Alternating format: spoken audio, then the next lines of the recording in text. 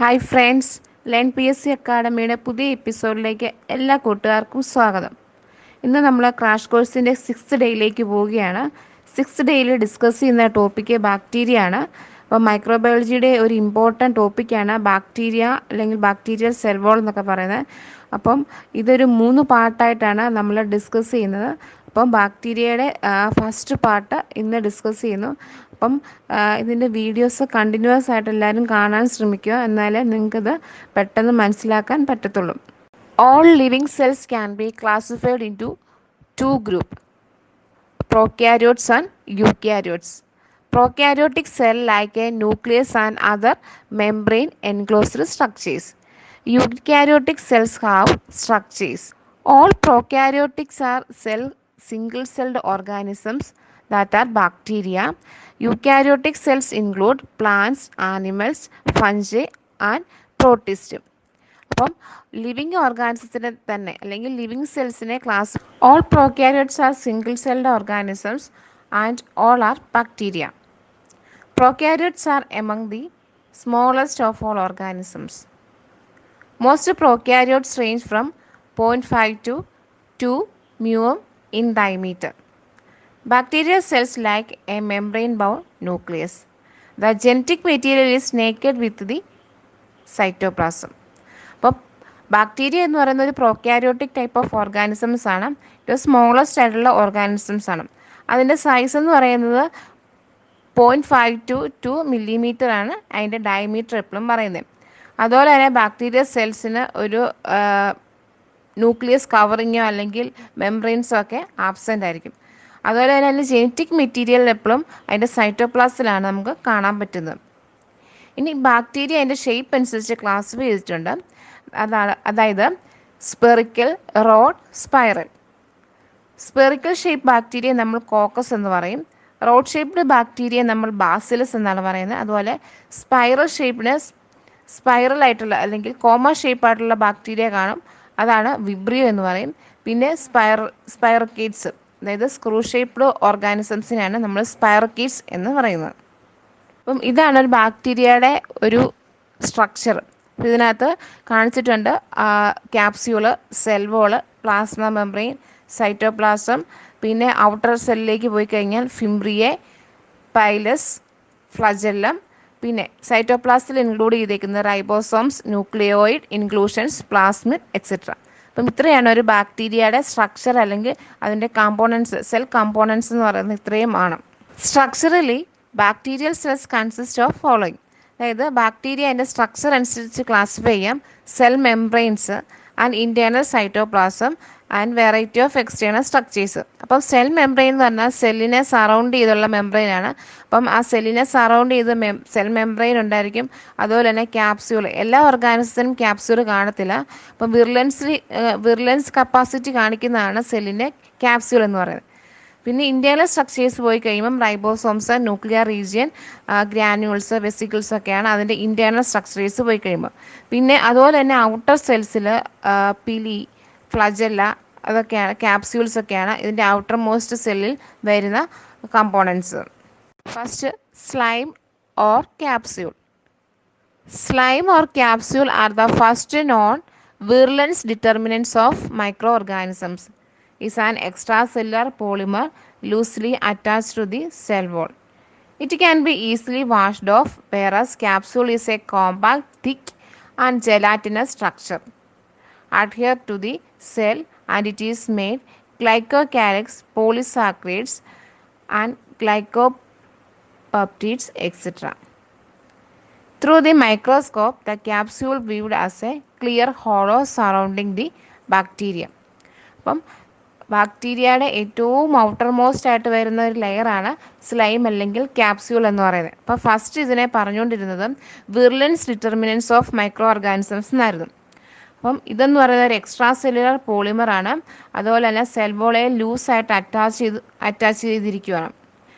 അപ്പം ഇതെന്ന് പറയുന്നത് പെട്ടെന്ന് വാഷ് ഔട്ടായി പോവും. അതുപോലെ തന്നെ ഇതൊരു തിക്കുമാണ്, ജെലാറ്റിനസ് ആണ്. അപ്പം ഇതിൻ്റെ ഫങ്ഷൻ എന്ന് പറഞ്ഞാൽ അല്ലെങ്കിൽ ഇത് വേറൊരു സെല്ലുമായിട്ട് അഡ്ഹിയർ ചെയ്യാൻ ഹെൽപ്പ് ചെയ്യുന്നു. അപ്പം ഇതിൻ്റെ കെമിക്കൽ കോമ്പോസിഷൻ എടുത്തു കഴിഞ്ഞാൽ ഗ്ലൈക്കോകാലിക്സ്, പോളിസാക്കറൈഡ്സ്, ഗ്ലൈക്കോപെപ്റ്റിഡ്സ് ഒക്കെയാണ് ഇതിൻ്റെ കെമിക്കൽ കോമ്പോസിഷൻ. ഇനി മൈക്രോസ്കോപ്പിൽ കൂടെ ഈ ക്യാപ്സ്യൂൾ നമ്മൾ ഒബ്സർവ് ചെയ്യുകയാണെങ്കിൽ ഒരു ഹോളോ സറൗണ്ടിങ്, ബാക്ടീരിയയ്ക്ക് ചുറ്റും ഒരു ഹോളോ സറൗണ്ടിങ്സ് ആയിട്ടായിരിക്കും നമുക്ക് കാണാൻ പറ്റുന്നത്. ഇനി ഇതിൻ്റെ main functions: against dry, helps trap two nutrients near the cell wall and bind the cell together, helps the bacteria to adhere to objects, act as anti-phagocytic in nature, protects cell from desiccation and toxic metabolites in environment, to establish itself and cause infection, act as diffusion barrier against antibiotics. അപ്പം ഈ slime ലെയറിന് അല്ലെങ്കിൽ ക്യാപ്സ്യൂളിന് ഒത്തിരി functions ഉണ്ട്. അതായത് സെല്ലിനെ protect ചെയ്യുക, dry ചെയ്യുന്നതിലും അല്ലെങ്കിൽ ന്യൂട്രിയൻസിനെ ട്രാപ്പ് ചെയ്യാനും അതുപോലെ തന്നെ വേറൊരു സെൽസിൽ ബൈൻഡ് ചെയ്യാനും ഒക്കെ ഈ സെല്ലിനെ ഹെൽപ്പ് ചെയ്യുന്നു. അതുപോലെ തന്നെ വേറെ ഒബ്ജക്റ്റിൽ ബൈൻഡ് ചെയ്യാൻ വേണ്ടി ബാക്ടീരിയ ഹെൽപ്പ് ചെയ്യുന്നു. പിന്നെ ഇതിനൊരു ആൻറ്റി ഫാഗോസൈറ്റിക് നേച്ചറുണ്ട്. അതായത് ഫാഗോസൈറ്റോസിസിൽ നിന്നും സെല്ലിനെ പ്രൊട്ടക്റ്റ് ചെയ്യുന്നതിൻ്റെ ഒരു മെയിൻ ഫങ്ഷനാണ്. അതുപോലെ തന്നെ സെല്ലിൻ്റെ ഡെസിക്കേഷൻ അല്ലെങ്കിൽ ടോക്സിക് മെറ്റബോളൈറ്റ്സിൽ നിന്നും ബോഡിയെ ബാക്ടീരിയ സെൽ ബോഡിയെ അതിനെ പ്രൊട്ടക്റ്റ് ചെയ്യുന്നു. അതുപോലെ തന്നെ ഇൻഫെക്ഷൻ കോസ് ചെയ്യാൻ ഹെൽപ്പ് ചെയ്യുന്നു. പിന്നെ act as diffusion barrier against antibiotics, ആൻറ്റിബയോട്ടിക്സിന് എഗനസ്റ്റ് ആയിട്ട് ഇത് ആക്ട് ചെയ്യുന്നു. ഇതൊക്കെയാണ് ക്യാപ്സ്യൂളിൻ്റെ main functions. The cell wall. The semi-rigid cell wall lies outside the cell membrane in nearly all bacteria. Both the gram-positive and gram-negative cell walls contain an ingredient known as peptidoglycan, that is also known as murine. Peptidoglycan is a polysaccharide made of two glucose derivatives, that is N-acetylglucosamine and N-acetylmuramic acid. The chains are cross-linked to one another by a tetrapeptide. The four amino acids that compose the tetrapeptides, that are L-alanine, D-glutamine, L-lysine or mesodiaminopimallic acid and D-alanine. In most gram-positive organisms, the third amino acid is lysine. In most gram-negative organisms, it is a diaminopimalic acid. അപ്പോൾ capsule കഴിഞ്ഞ് സെല്ലിൻ്റെ ഉള്ളിലേക്ക് വന്നു കഴിയുമ്പോൾ അടുത്ത സ്ട്രക്ചറാണ് cell wall എന്ന് പറയുന്നത്. അപ്പോൾ ഇതൊരു സെൽ വോൾ എന്ന് പറഞ്ഞാൽ ഒരു സെമി റിജിഡ് ആയിട്ടുള്ള ഒരു മെംബ്രെയിൻ ആയിരിക്കും. അപ്പോൾ ഗ്രാം പോസിറ്റീവിനും ഗ്രാം നെഗറ്റീവിനും കോമൺ ആയിട്ടുള്ള ഒരു സ്ട്രക്ചറാണ് പെപ്റ്റിഡോഗ്ലൈക്കാൻ. ഈ പെപ്റ്റിഡോഗ്ലൈക്കാൻ എന്ന് പറയുന്ന ഗ്ലൂക്കോസ് ഡെറിവേറ്റീവ്സ് ആണ് N-acetylglucosamine, that is NAG, and N-acetylmuramic acid NAM. അപ്പം ഈ N-acetylmuramic ആസിഡും N-acetylglucosamic ആസിഡും തമ്മിൽ ഒരു ഓൾട്ടർനേറ്റ് ആയിട്ടായിരിക്കും വരുന്നത്. അപ്പോൾ ഇവരെ തമ്മിൽ കമ്പൈൻ ചെയ്യിപ്പിക്കുന്ന ഒരു ടെട്രാപെപ്റ്റൈഡ് ചെയിൻസ് ഉണ്ടായിരിക്കും. ടെട്രാ മീൻസ് 4 ആണ്. 4 പെപ്റ്റൈഡ് അല്ലെങ്കിൽ 4 അമിനോ ആസിഡ് ചേർന്ന ഒരു ക്രോസ് ലിങ്കിങ് ആയിരിക്കും ഇവരെ കമ്പൈൻ ചെയ്യിപ്പിക്കുന്നത്. ആ 4 amino ആസിഡാണ് L-alanine, D-glutamine, L-lysine or mesodiaminopimallic acid and D-alanine. ഇനി ഈ 4 അമിനോ ആസിഡ്സിലും ഗ്രാം പോസിറ്റീവിനും ഗ്രാം നെഗറ്റീവിനും വ്യത്യാസമുണ്ട്. അതായത് ഗ്രാം പോസിറ്റീവിൻ്റെ കേസിൽ എടുത്തു കഴിഞ്ഞാൽ തേർഡ് അമിനോ ആസിഡിന് വ്യത്യാസമുണ്ട്, L-lysine ആയിരിക്കും. അതുപോലെ ഗ്രാം നെഗറ്റീവിൻ്റെ കേസിലാണെങ്കിൽ ആ തേർഡ് അമിനോ ആസിഡ് ഡൈഅമിനോപിമാലിക് ആസിഡ് ആയിരിക്കും. ബാക്കിയെല്ലാം സെയിം ആയിരിക്കും.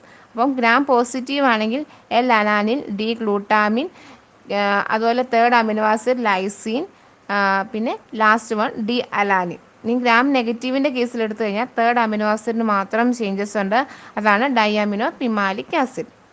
അപ്പം സെൽ വോളിൻ്റെ മെയിൻ ഫങ്ഷൻ എന്ന് പറഞ്ഞാലും സ്ട്രക്ചറിന് ഷേപ്പ് പ്രൊവൈഡ് ചെയ്യുക, അതുപോലെ സെല്ലിന് സ്ട്രെങ്ത്, ഓവറോൾ സ്ട്രെങ്ത് പ്രൊവൈഡ് ചെയ്യുന്നു, അതുപോലെ ഓസ്മോട്ടിക് ലൈസിസിൽ നിന്നും സെല്ലിനെ പ്രൊട്ടക്റ്റ് ചെയ്യുകയാണ് സെൽ വോളിൻ്റെ ഫങ്ഷൻ.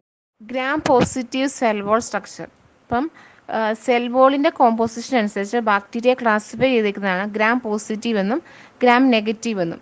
അപ്പം അതിനകത്ത് gram positive cell wall structure എടുത്തു കഴിഞ്ഞാൽ ഗ്രാം പോസിറ്റീവ് സെൽ വോൾ സ്ട്രക്ചറിനകത്ത് പെപ്റ്റിഡോഗ്ലൈക്കാൻ്റെ തിക്നെസ് 20 to 80 നാനോമീറ്റർ എക്രോസ് ആയിരിക്കും. അതുപോലെ തന്നെ ആ peptidoglycan closely attached to the surface of cell membrane. Cell മെംബ്രെയിനുമായിട്ടായിരിക്കും കൂടുതലും അറ്റാച്ച് ചെയ്ത് നിൽക്കുന്നത്. അപ്പം ഈ അതിനകത്ത് വരുന്ന, അതായത് പെപ്റ്റിഡോഗ്ലൈക്കാൻ കൂടാതെ സെൽ മെംബ്രെയിനിൽ വരുന്ന വേറൊരു അഡീഷണൽ മൊളിക്യൂൾസാണ് തീക്കോയിക് ആസിഡ്. അപ്പം ഈ തീക്കോയിക് ആസിഡ് എടുത്തു കഴിഞ്ഞാൽ അതിനകത്ത് മെയിനായിട്ട് വരുന്ന കമ്പോണൻസ് ആണ് glycerol, phosphate and sugar alcohol ribitol. അപ്പോൾ ഈ 3 കമ്പോണൻസ് ആണ് തീക്കോയിക് ആസിഡിൻ്റെ മെയിൻ കമ്പോണൻസ് എന്ന് പറയുന്നത്. അപ്പം ഈ പോളിമേഴ്സ് എപ്പോഴും സെൽ വോളുമായിട്ടായിരിക്കും അറ്റാച്ച് ചെയ്തിരിക്കുന്നത്. അപ്പോൾ തീക്കോയിക് ആസിഡിനെ അത് പെപ്റ്റിഡോഗ്ലൈക്കാനുമായിട്ട് കോവലൻ്റ്ലി അറ്റാച്ച് ചെയ്ത് നിൽക്കുകയാണ്. 2 ടൈപ്പ് ഓഫ് തീക്കോയിക് ആസിഡ്സ് ഉണ്ട്, wall teichoic acid and lipoteichoic acid. ഇനി main functions of teichoic acid is contribute the overall rigidity of the cell wall. അതായത് സെൽ വോളിൻ്റെ ഷേപ്പും സ്ട്രക്ചറും മെയിൻറ്റെയിൻ ചെയ്യുന്നു. അതുപോലെ സെല്ലിൻ്റെ റിജിഡിറ്റി മെയിൻറ്റെയിൻ ചെയ്യുന്നതും ഈ സെൽ വോളാണ്. അതുപോലെ തന്നെ സെല്ലിൻ്റെ, അതായത് അയൺസിൻ്റെ മൂവ്മെൻറ്റിനെ ഇൻ ആൻഡ് ഔട്ട് പാസേജിനെ ഹെൽപ്പ് ചെയ്യുന്നതും ഈ തീക്കോയിക് ആസിഡാണ്. ആണ് ഗ്രാം പോസിറ്റീവ് ബാക്ടീരിയയുടെ സെൽ വോൾ സ്ട്രക്ചർ. അതായത് ഏറ്റവും പുറമേ ലിപ്പിഡ് ക്യാപ്സ്യൂൾ വരുന്നത്, അത് കഴിഞ്ഞ് സെൽ മെംബ്രെയിൻ്റെ തൊട്ട് മേളിലായിട്ടാണ് പെപ്റ്റിഡോഗ്ലൈക്കാൻ വരുന്നത്. പെപ്റ്റിഡോഗ്ലൈക്കാനായിട്ടാണ് N-അസറ്റൈൽ മ്യൂറാമിക് ആസിഡും N-അസറ്റൈൽ ഗ്ലൂട്ടാമിക് ആസിഡും വരുന്നത്. അപ്പോൾ അവരെ കമ്പൈൻ ചെയ്ത് 4 അമിനോ ആസിഡ്സ് ഉണ്ട്, അതാണ് അതിനകത്ത് കാണിക്കുന്നത്. പെപ്റ്റിഡോഗ്ലൈക്കാനുള്ളിൽ വരുന്ന ഒരു അഡീഷണൽ മൊളിക്യൂൾസാണ് തീക്കോയിക് ആസിഡ്. അപ്പോൾ തീക്കോയിക് ആസിഡ് പറഞ്ഞായിരുന്നു ലിപ്പോ തീക്കോയിക് ആസിഡും വോൾ തീക്കോയിക് ആസിഡ് എന്ന് പറഞ്ഞത്. അപ്പോൾ ഇതാണ് ഗ്രാം പോസിറ്റീവ് ബാക്ടീരിയയുടെ സെൽ വോൾ സ്ട്രക്ചർ എന്ന് പറയുന്നത്. Gram negative cell walls. The cell wall of Gram negative bacterium is thinner but more complex. അപ്പം ഗ്രാം പോസിറ്റീവിനാണെങ്കിൽ 80% പെപ്റ്റിഡോഗ്ലൈക്കാൻ എന്ന് പറഞ്ഞു. ഗ്രാം നെഗറ്റീവിൻ്റെ കേസിലാണെങ്കിൽ 10 to 20% മാത്രമേ പെപ്റ്റിഡോഗ്ലൈക്കാൻസ് ഉള്ളൂ. റിമൈൻഡർ പോർഷൻസ് എന്ന് പറയുന്നത് പോളിസാക്കറൈഡ്സ്, പ്രോട്ടീൻസും ലിപ്പിഡ്സും ഒക്കെയാണ് അതിൻ്റെ റിമൈൻഡർ പോർഷനിൽ വരുന്നത്. അപ്പം ഔട്ടർ മെംബ്രെയിൻ എന്ന് പറയുന്ന കമ്പോസ്റ്റർ ഓഫ് ലിപ്പിഡ് ബൈലെയർ ആണ്. അതിനെ ഡിഫറൻഷിയേറ്റ് ചെയ്ത് ഒരു ലാർജ് മോളിക്യൂൾസ് കാണാം, അതാണ് ലിപ്പോ പോളിസാക്കറൈഡ്സ്, അല്ലെങ്കിൽ നമ്മൾ LPS കോർ എന്നൊക്കെ പറയുന്ന പോർഷനാണ്. ഈ LPS കോർ എന്ന് പറയുന്നത് എൻവയോൺമെൻറ്റ് ഔട്ടർ പോർഷനിലേക്കാണ് എക്സ്റ്റെൻഡ് ചെയ്ത് നിൽക്കുന്നത്. LPS more contain 3 components, that is O antigen or O polysaccharides. Second one core polysaccharides, last one lipid A. Lipid A എന്ന് പറയുന്നത് ലിപ്പോ പോളിസാക്കറൈഡ്സുമായിട്ട് കമ്പൈൻ ചെയ്ത് നിൽക്കുകയാണ്. അപ്പോൾ ഗ്രാം നെഗറ്റീവ്, ഇപ്പോൾ ഒന്നുകൂടെ പറയാം, ഗ്രാം നെഗറ്റീവിൻ്റെ കേസിലാണെങ്കിൽ 10 to 20% മാത്രമേ പെപ്റ്റിഡോഗ്ലൈക്കാൻ ഉള്ളൂ. റിമൈൻഡർ ആയിട്ട് വരുന്ന പോർഷൻസ് ആണ് പോളിസാക്കറൈഡ്സ്, പ്രോട്ടീൻസ് ആൻഡ് ലിപ്പിഡ്സ്. പിന്നെ നമുക്ക് അതിനകത്ത് എടുത്തു പറയേണ്ട ഒരു കാര്യം എന്ന് പറഞ്ഞാൽ ലിപ്പോ പോളിസാക്കറൈഡ്സ് ആണ്. ഈ ലിപ്പോ പോളിസാക്കറൈഡ്സ് എന്ന് പറയുന്ന 3 കമ്പോണൻസ് ചേർന്നാണ്, അതായത് O antigen, core polysaccharides, lipid A, ഇങ്ങനെ 3 കമ്പോണൻസ് ചേർന്നതാണ് ലിപ്പോ പോളിസാക്കറൈഡ്സ്. ഇതാണ് ഗ്രാം നെഗറ്റീവ് സെൽ വോൾസിൻ്റെ മെയിൻ കമ്പോണൻസ്. ലിപ്പോ പോളിസാക്കറൈഡ്സിൻ്റെ ഫങ്ഷൻസ് എന്ന് പറഞ്ഞാൽ contributing to the net negative charges to the cell, helping to stabilize the outer membrane, protection from certain chemical substance by physically blocking access to other part of the cell wall, response to pathogenic gram negative bacteria. LPS score എടുത്തു കഴിഞ്ഞാൽ അത് negative സെല്ലിന് negative charge provide ചെയ്യുന്നു, അതുപോലെ തന്നെ outer മെംബ്രെയിനെ stabilise ചെയ്ത് നിർത്തുന്നു. പിന്നെ അതുപോലെ തന്നെ ഏതെങ്കിലും കെമിക്കൽസിനെ അതായത് ഉള്ളിലേക്ക് വരുന്ന കെമിക്കൽസിനെ ബ്ലോക്ക് ചെയ്യുന്നു. പിന്നെ അതുപോലെ തന്നെ പാത്തോജനിക് ആക്ടിവിറ്റി പ്രൊവൈഡ് ചെയ്യുക. ഇതൊക്കെയാണ് LPS സ്കോറിൻ്റെ ഫങ്ഷൻസ്. ഇനി O ആൻറ്റിജൻ എടുത്തു കഴിഞ്ഞാൽ അതെന്താണ്, ഇമ്മ്യൂൺ റെസ്പോൺസ് കൊടുക്കുകയാണ് സെല്ലിന്. അതായത് ഇൻഫെക്റ്റഡ് ആയിട്ടുള്ള എന്തെങ്കിലും ഓർഗാനിസംസോ ഒക്കെ എത്തിക്കഴിഞ്ഞാൽ അതിന് ഇമ്മ്യൂൺ റെസ്പോൺസ് പ്രൊവൈഡ് ചെയ്യാനാണ് O ആൻറ്റിജൻ്റെ ഫങ്ഷൻ. ഇനി ലിപ്പിഡ് എ എടുത്തു കഴിഞ്ഞാൽ അതൊരു ടോക്സിനായിട്ടാണ് ആക്ട് ചെയ്യുന്നത്. മെയിനായിട്ട് അത് എൻഡോടോക്സിനാണ്, അതായത് ഏതെങ്കിലും ഫീവർ, ഡയറിയ ഒക്കെ അങ്ങനെയുള്ള കാര്യങ്ങളൊക്കെ പ്രൊവൈഡ് ചെയ്യുന്നതാണ് ലിപ്പിഡ് എ എന്ന് പറയുന്നത്. Next one, periplasmic space. Active area of cell metabolism. This space contain any digestive enzymes and transport proteins. that destroy potentially harmful substances and transport metabolites into bacterial cytoplasm. Periplasmic space are rarely observed in gram-positive bacteria. അപ്പോൾ periplasmic space എന്ന് പറഞ്ഞാൽ cell മെറ്റബോളിസത്തിൻ്റെ ഒരു active area ആണ്. അതിനകത്ത് digestive enzymes ആയിരിക്കും കാണപ്പെടുന്നത്. അതുപോലെ തന്നെ ആ ഡൈജസ്റ്റീവ് എൻസൈംസ് ഏതെങ്കിലും പാത്തോജനിക് ആയിട്ടുള്ള മൈക്രോ ഓർഗാനിസം അല്ലെങ്കിൽ ഇതിനെ ബാക്ടീരിയ അഫക്റ്റ് ചെയ്യുന്ന ഏതെങ്കിലും ഓർഗാനിസം ഒക്കെ ഉണ്ടെങ്കിൽ അതിനെ ഫൈറ്റ് ചെയ്യുക, അതൊക്കെയാണ് ഇതിൻ്റെ ഫങ്ഷൻസ് എന്ന് പറയുന്നത്. അപ്പം ഗ്രാം പോസിറ്റീവ് സെൽ വോളിൽ റെയർ ആയിട്ട് ഇത് കാണാറുള്ളൂ. ഇനി ഈ പെരിപ്ലാസ്മിക് സ്പേസിനെ രണ്ടായിട്ട് ഡിവൈഡ് ചെയ്തിട്ടുണ്ട്, നാരോ പെരിപ്ലാസ്മിക് സ്പേസ് എന്നും വൈഡർ പെരിപ്ലാസ്മിക് സ്പേസ് എന്നും. അപ്പം ഇത്രയേ ഉള്ളൂ ഇന്നത്തെ ക്ലാസ്സിൽ നമ്മൾ ബാക്ടീരിയയെക്കുറിച്ച് പറയുന്നത്. ഇനി അടുത്ത ക്ലാസ്സിലാണ് ഇതിൻ്റെ ബാക്ടീരിയയുടെ കുറച്ചുകൂടെ ഡീറ്റെയിൽ ആയിട്ട് കമ്പോണൻസിനെ, അതായത് ന്യൂക്ലിയസ്, റൈബോസോംസ് പോലെയുള്ള കമ്പോണൻസിനെ കുറിച്ച് എക്സ്പ്ലെയിൻ ചെയ്യുന്നത്. അപ്പം കണ്ടിന്യൂസ് ആയിട്ട് വീഡിയോ കണ്ടുപോകുക, എന്നാലേ നിങ്ങൾക്കിത് കൂടുതലായിട്ട് മനസ്സിലാകത്തുള്ളൂ. Thank you.